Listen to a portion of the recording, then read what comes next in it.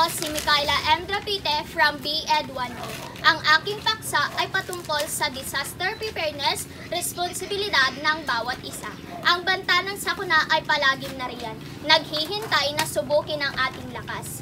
Ang pagiging handa ay hindi lamang isang pagpipilian, kundi isang obligasyon natin sa ating sarili at sa ating kapwa. Ang responsibilidad sa paghahanda ay nagsisimula sa bawat tahanan at sa bawat puso. Tayo ang unang responders sa ating sariling buhay at sa ating pamilya. Kaya mahalagang pagtuunan natin ng pansin ang kahalagahan ng disaster preparedness bilang responsibilidad ng bawat isa.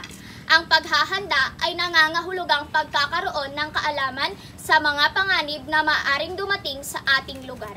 Kasama rito ang pag-alam sa mga evacuation route at kung saan maaaring humingi ng tulong. Ang pagbuo ng isang family emergency plan ay critical kung saan napag-uusapan ang mga dapat gawin sa iba't ibang sitwasyon. Mahalagang magkaroon ng go bag na handa anumang oras, naglalaman ng mga pangunahing pangangailangan.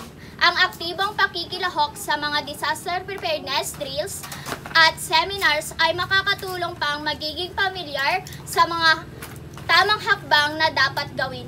Sa ating pagtatapos, tandaan natin na ang tunay na lakas ng isang komunidad ay nasusukat sa kanyang kahandaan sa panahon ng krisis. Ang responsibilidad sa disaster preparedness ay hindi lamang tungkulin ng gobyerno, kundi ng bawat mamamayan. Sa pamamagitan ng sama-samang pagkikilos, pagtutulungan sa anumang sakuna, magsimula tayo ngayon sa ating sarili at sa ating mga komunidad upang bumuo ng isang kulturang handa at resilient. Maraming salamat po.